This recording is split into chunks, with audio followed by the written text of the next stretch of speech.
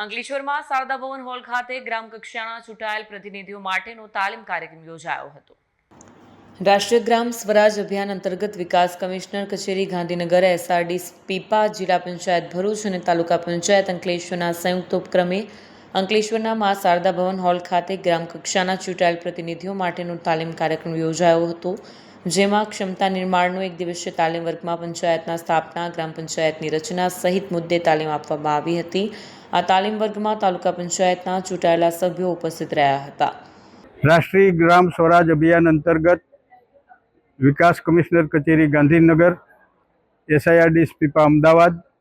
જિલ્લા પંચાયત ભરૂચ અને તાલુકા પંચાયત અંકલેશ્વરના સંયુક્ત આયોજનથી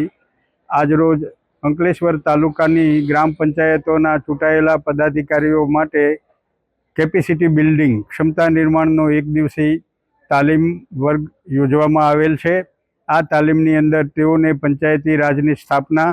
પંચાયતી રાજનો ઇતિહાસ, ગુજરાત પંચાયત અધિનિયમ 1993, ગ્રામ પંચાયતની રચના, ગ્રામ પંચાયતની વિવિધ સમિતિઓ, ગ્રામ પંચાયતના વિકાસના આયોજનો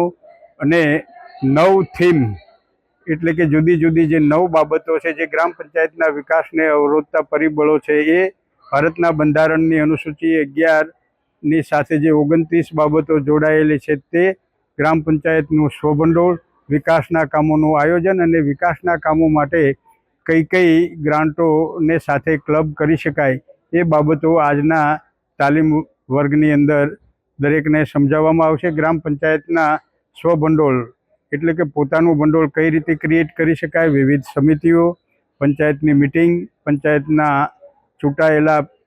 પદાધિકારીઓની ફરજો, ગુજરાત પંચાયત અધિનિયમની જે અનુસૂચિ 1 મુજબ પંચાયતની ફરજો, કલમ 55, આ બધી જે બાબતો છે આજે વિસ્તૃત સમજાવવામાં આવી છે અને એના હિસાબે આપણી પંચાયતો શ્રેષ્ઠ પંચાયતો બની શકે અને વિકાસની અંદર હરણફાળ ભરે અને સસ્ટેનેબલ ટકાઉ વિકાસ થાય અને એના ફળો ગામડાની આમ જનતા સુધી પહોંચે, એ આજની તાલીમનો મુખ્ય હેતુ છે। અસ્તુ। વિડીયો જર્નાલિસ્ટ કરણસિંહ સાથે સત્ય TV ન્યૂઝ અંકલેશ્વર।